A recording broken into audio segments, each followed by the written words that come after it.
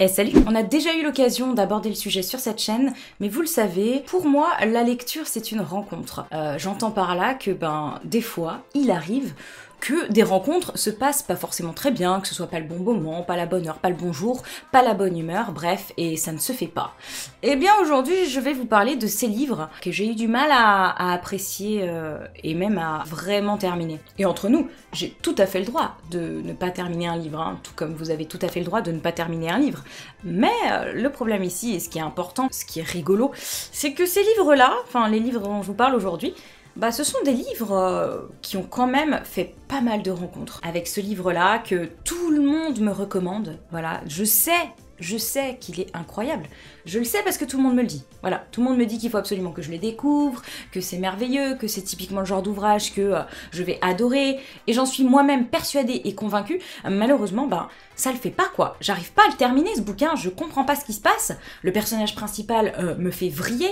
Bref, des fois ça passe pas. Et là, ça passe pas du tout avec À la croisée des mondes de Philippe Pullman, que j'ai en grand format chez Gallimard Jeunesse, et j'ai jamais terminé le premier tome, jamais. Pourtant, je vous assure, hein, c'est pas faute d'avoir essayé, hein. Je l'ai commencé au moins 10 fois, et à chaque fois, j'arrive pas à passer les 50%.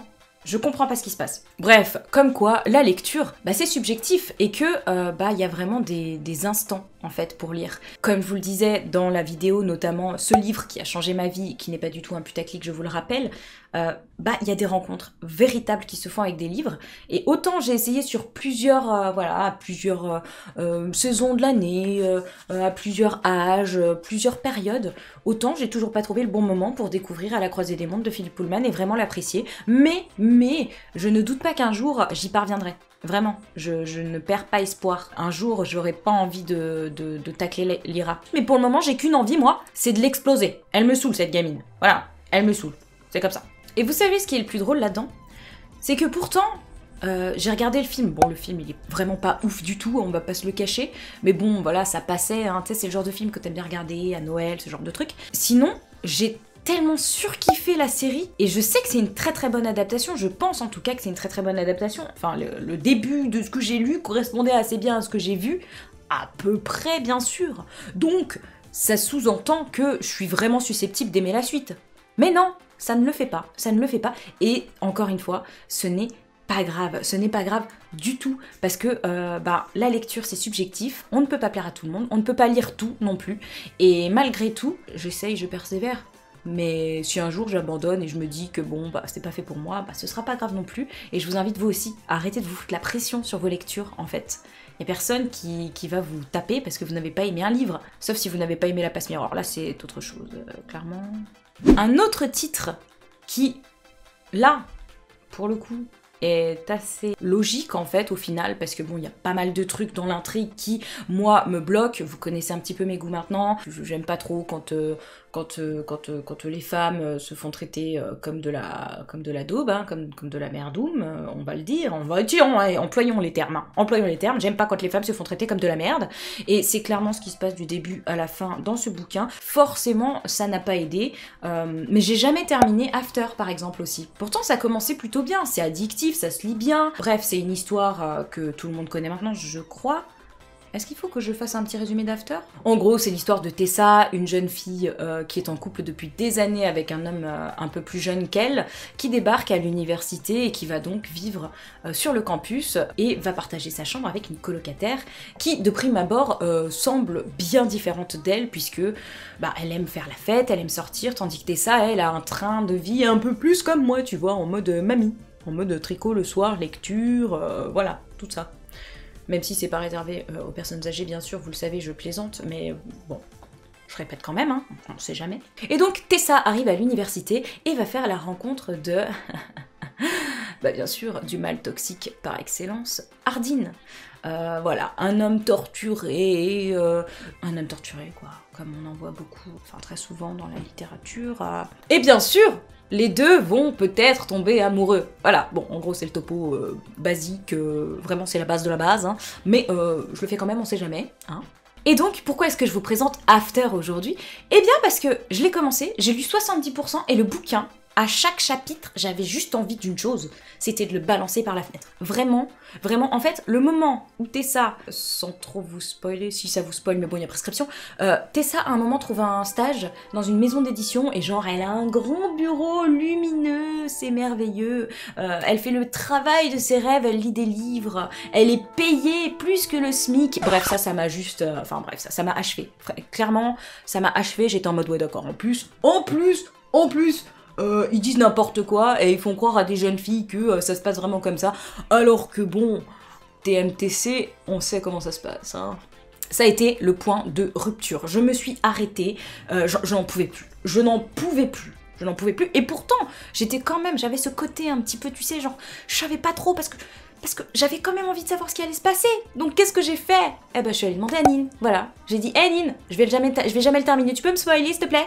Et donc je suis allée chercher le spoil, mais je sais très bien que ce titre-là n'est pas fait pour moi. Et ce n'est pas grave, et ça ne veut pas dire pour autant que c'est de la merde, puisqu'encore une fois, la lecture c'est subjectif, il en faut pour tous les goûts, et je ne suis personne pour dire à un tel ou à une telle que ce qu'il lit c'est de la merde. Et j'aimerais bien que tout le monde pense un petit peu comme ça, mais sachez que si vous aimez After, voilà, c'est très bien, je suis très contente pour vous, je suis ravie qu'il vous ait transmis des émotions, simplement ça ne l'a pas fait pour moi. Voilà, je pense vraiment, je crois que vous allez comprendre pourquoi je fais cette vidéo, en fait.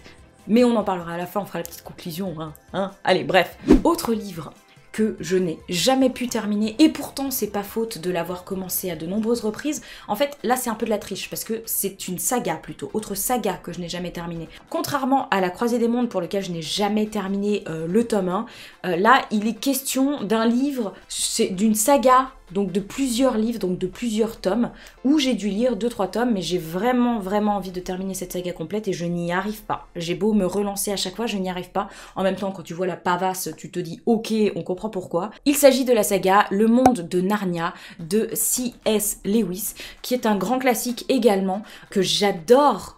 J'adore les premiers tomes, vraiment merveilleux. Et à chaque fois, ce bouquin, je me dis, vas-y Émilie, tu le recommences et tu le termines pendant la période des fêtes, qui, je le pense encore et je le pense vraiment. Voilà, c'est vraiment un livre limite pensé pour la période des fêtes, mais ça ne fonctionne pas. Je n'arrive pas à passer au-delà du 3e tome. Je sais pas ce qui se passe. Et pourtant, je le sais que c'est bien. Je le sais, je le vois bien. Quand j'en parle avec Margot, je le sais, je le vois. Je vois tous ces gens qui aiment Narnia et je les comprends. Alors, je pense que déjà, avec les 3 premiers titres que je vous ai donnés, clairement, je risque un peu ma vie. Le fait est que les 3 en question, là, les 3 dont je viens de vous parler, je sais qu'il y a une fanbase très importante. Et c'est pour ça que c'est intéressant aussi, je pense, de faire ce genre de vidéo pour faire comprendre que, ben, ça arrive. C'est pas grave. Je l'ai répété je sais pas combien de fois dans cette vidéo, mais vraiment, je veux que ça rentre. Hein. Je veux que ça rentre. Ce n'est pas grave. Mais c'est comme ça. Mais voilà, moi aussi... Voilà, je ne suis pas parfaite, hein, clairement, je ne suis pas parfaite, je fais ce que je peux, les amis, je fais ce que je peux, mais alors là, avec celui dont je vais vous parler là maintenant, là, je crois que vraiment, je crois que ça va être un peu plus, personnel, vous risquez de le prendre un peu plus personnellement, parce que vraiment, c'est un des titres que vous m'avez conseillé, recommandé le plus, je pense, durant ces 8 dernières années de YouTube, oui, 8 ans. Mamie Bubu, t'as vu? Durant ces 8 dernières années, à chaque fois que j'ai fait un live, à chaque fois que j'ai posé une question, j'ai toujours eu le droit à la question « Est-ce que tu as lu les Percy Jackson ?» La réponse est non. J'ai toujours tenté de lire Percy Jackson, j'ai toujours commencé les Percy Jackson, mais ça ne l'a jamais fait. Je n'ai jamais pu rencontrer Percy Jackson, ça passe pas entre nous, on n'a pas matché sur l'application. Qu'est-ce que vous voulez que je vous dise? Voilà, typiquement, Percy Jackson, c'est le genre de titre qui normalement est fait pour moi. J'aime la mythologie, j'aime ce genre d'intrigue, j'aime tout ce qui est fantastique. Normalement, c'est comme s'ils avaient mis un chaudron avec tous les ingrédients dedans, qu'ils avaient fait tout là, une petite touillette là comme ça et qu'ils avaient dit Bubu c'est pour toi. Et non, ça ne fonctionne pas, j'y arrive pas, je comprends pas ce qui se passe. Mais peut-être qu'un jour j'y arriverai. Dans ces grosses têtes d'affiches que le monde connaît, en littérature jeunesse surtout, parce que là je vous parle surtout de la littérature jeunesse, parce que si on parle de la littérature dite blanche, là on est sur... tu vois, on est sur... voilà. Je vais peut-être faire un petit titre de fantasy après juste pour le placer, mais voilà. Tu le sais, j'ai jamais pu terminer Le Seigneur des Anneaux non plus, quoi. Comme quoi, voilà. Mais donc sur tous ces titres que tout le monde connaît, que tout le monde a lu, il y en a quand même pas mal que Bubu, non, ça passe pas.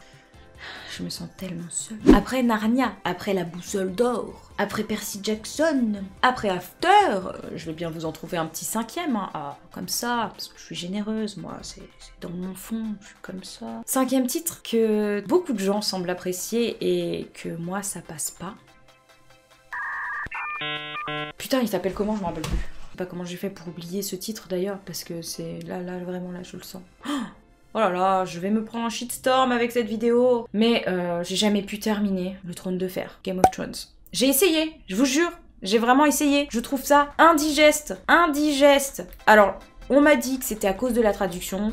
Je pense vraiment que effectivement c'est à cause de la traduction.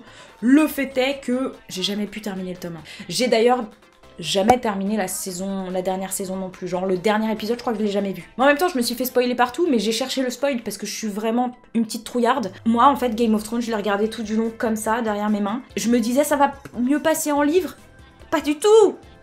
Pas du tout! Qu'est-ce que c'est que cette traduction? Enfin, comment vous voulez qu'on suive? Que c'est pas possible, faites des efforts quand même aussi, là. Oh. Non, moi je veux bien lire toutes les grandes têtes d'affiche, mais non. Bref, donc voilà, je crois que avec cette vidéo, je vais me faire pas mal d'ennemis. Mais j'avais envie quand même de la faire, ça me tient à cœur, parce que j'aimerais vraiment qu'on arrête tous et toutes de culpabiliser sur nos lectures en fait. Chacun lit ce qu'il veut, peu importe ce que vous lisez, peu importe le format, peu importe le genre, peu importe en fait. Personne n'a à vous dire quoi lire, quoi faire, quoi penser. Il arrivera peut-être que vous tombiez sur des titres qui vous interpelleront alors que y en a plein qui aimeront pas. Et inversement, il y a des titres que tout le monde, ou en tout cas que beaucoup de gens aiment, que vous n'aimerez pas. La lecture, c'est un plaisir, ça doit être une distraction, ça doit vous permettre de vous évader, ça doit bien évidemment aussi vous éduquer, je pense, mais pas tout le temps. Voilà, si vous avez envie de faire de la lecture, juste une lecture plaisir, une lecture distractive, et que vous ne cherchiez pas à vous éduquer dans la lecture, c'est également votre droit et votre choix. Et vous avez totalement raison de penser comme ça. Arrêtons tous de se foutre la pression, arrêtons de penser qu'on a la connaissance absolue et qu'on est la voie de la sagesse. On n'est personne pour dire à son prochain ce qu'il doit lire, ce qu'il doit aimer et ce qu'il ne doit pas aimer. Il y a un autre truc aussi que j'ai constaté ces dernières années et depuis le début. Quand on fait partie de cet univers littéraire sur internet, il y a une espèce de pression qui se fait. On va pas se le cacher. C'est une pression qu'on se met tout seul, mais c'est une pression qui est là. On en a déjà parlé avec Nine dans des vidéos, mais c'est vrai qu'il y a ce côté, il faut lire le plus possible, il faut lire tout ce qui est déjà lu pour avoir une forme de légitimité dans ce qu'on dit, aux yeux de certains. Ça, c'est du bullshit. C'est du bullshit. Que vous lisiez un livre par jour ou un livre par an, vous avez le droit de parler de vos lectures. Vous avez le droit d'aimer ce que vous lisez et vous avez le droit de vouloir partager autour de ça. Je fais cette vidéo en sachant très bien que je vais peut-être me faire, je vais peut-être me faire un petit peu embêter par les personnes qui adorent ces titres. Et encore, je suis même pas sûre parce que je sais que vous êtes tous extrêmement bienveillants. Mais je trouve que c'est important qu'on échange aussi sur les livres qu'on n'a pas réussi à terminer, ces livres qu'on n'a pas aimés et que les autres ont aimés et inversement. N'hésitez pas, si vous aussi, vous avez des titres comme ça, un petit peu... en général, t'es en mode « Oh non, je l'ai pas terminé, pourquoi tu vas faire quoi ?» Si vous aussi, vous avez ce genre de titres en tête, n'hésitez pas à me les partager. Si vous avez envie qu'on en discute, n'hésitez pas à le faire en commentaire. Bref, cette vidéo... J'espère que vous comprendrez le message qu'il y a derrière. En attendant une prochaine vidéo et en attendant que peut-être je découvre et que j'apprécie à leur juste valeur ces œuvres, je vous souhaite d'excellentes lectures. Je vous dis à très très vite et je vous fais plein de bisous. Bye bye!